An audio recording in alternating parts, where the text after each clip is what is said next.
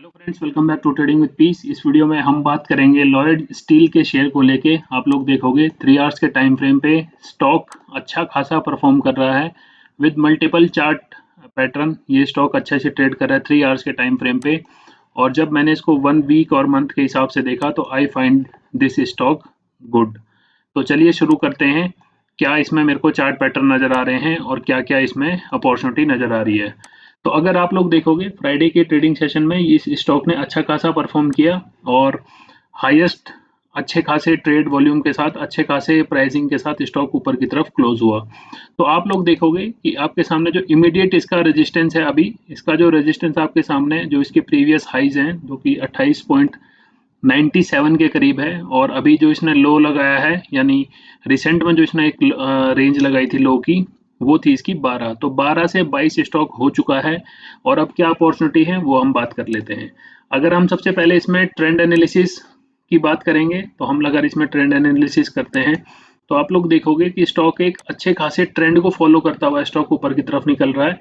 और रेजिस्टेंस की अगर आप बात करोगे, जो जो शॉर्ट टर्म के अगर आप रेजिस्टेंस की बात करोगे तो स्टॉक ने कहीं ना कहीं उसको ब्रेकआउट कर ही दिया है। अगर हम इन जो इसके प्रीवियस हाइज थे अगर अभी इनको जोड़ के देखेंगे तो आप देखोगे स्टॉक कहीं ना कहीं ऊपर की तरफ निकल रहा है। मैं इस वाली ट्रेंड लाइन को एक अच्छे से प्लॉट कर लेता हूँ अपने चार्ट पे। तो आप लोग देखोगे कि ये एक 45 डिग्री के करीब की ट्रेंड लाइन थी जिसको इसने ब्रेकआउट कर दिया।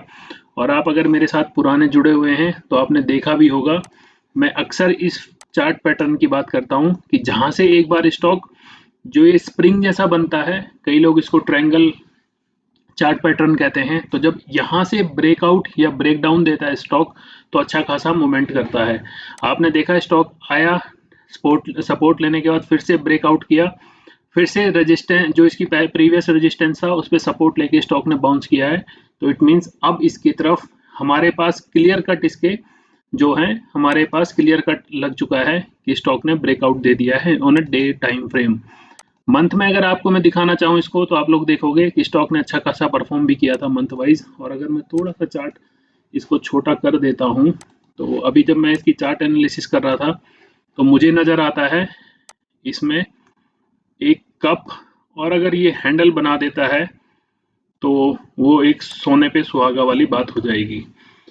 तो अगर चार्ट पैटर्न के हिसाब से आप ट्रेड लेना चाहते हैं तो आई वुड सजेस्ट कि आप वनडे के जो चार्ट पैटर्न फॉर्म हुआ है तो मंडे के दिन इस कैंडल से अगर ये ऊपर की तरफ ट्रेड करता है और एक कोई छोटी कैंडल बनाता है, जैसे आप प्रीवियस देखोगे कि इसने यहाँ से एक रैली की, फिर थोड़ा सा होल्ड किया और फिर ब्रेकआउट किया, तो आई एम एक्सपेक्टिंग कि एक हायर साइड पे ये क्लोजिंग दे मंडे को छोटी कैंडल के साथ, और आप फिर ट्यूसडे को इसमें लेने की सोच सकते हो। अदरवाइज अगर आपका व्यू इसमें लॉन्ग टर्म है तो आप इसके फंडामेंटल्स के बिहाफ पे इसमें ट्रेड लेने की सोच सकते हो।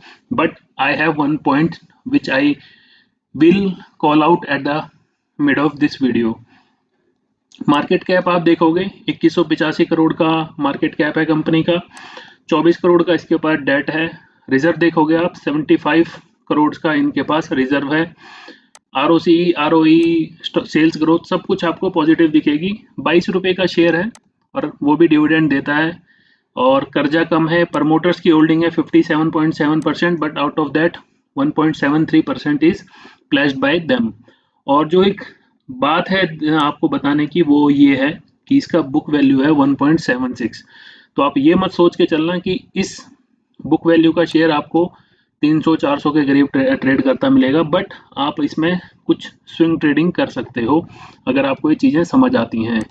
अगर हम इसके पीयर्स की बात करते हैं तो आप लोग देखोगे कि कंपनी के साथ स्टील के साथ साथ इसके साथ आपके पास गोदावरी पावर, वेल्सन पन, उषा मार्टिन और स्टील है। इसका मतलब ये नहीं है कि ये पूरा स्टील में यानी टाटा स्टील की तरह काम करता है, बट आप लोग देखोगे it is primarily engaged in the design, manufacturing and commissioning of heavy equipment machinery system for the hydrocarbon sector, oil and gas, steel plants, power plants, nuclear plants, boiler and turnkey। तो ये इसका major काम है, यानी ये heavy equipment या heavy equipment industry के लिए काम करता है स्टॉक। तो ये मूव भी उस तरीके से होते हैं क्योंकि इनकी सेल हर दिन नहीं होती, हर दिन कोई कुछ ना कुछ नहीं खरीदता, बट ये लॉन्गर विजन के साथ लॉन्गर टाइम के साथ बढ़ते रहते हैं। अगर आप इसका क्वार्टर ऑन क्वार्टर देखोगे तो हम देखते हैं कि जो इस साल यानी जो हम FY23 की बात कर रहे हैं, जो इसकी मार्च में क्लोजिंग होंगी बुक्स, तो उसके हिसाब से आप लोग देखोगे कि इसके जो प्रॉफिट्स हैं, इसकी जो सेल्स है, कहीं ना कहीं अच्छे खासे परफॉर्म कर रहे हैं। Sales is also growing, net profit is also growing.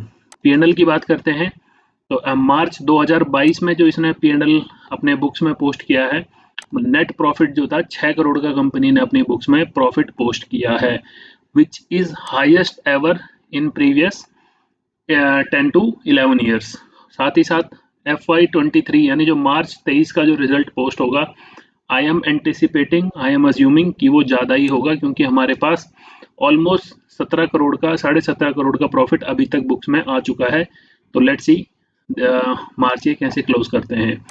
Investors की बात करोगे, FIIs DIIs का थोड़ा बहुत स्टॉक है और प्रमोटर्स के पास भी होल्डिंग है, और आप देखोगे मार्च 2020 के बाद प्रमोटर्स ने अपनी अच्छी खासी होल्डिंग्स बढ़ाई है। इट मीन्स कि प्रमोटर्स को कहीं ना कहीं अपनी कंपनी पे ट्रस्ट अभी भी है।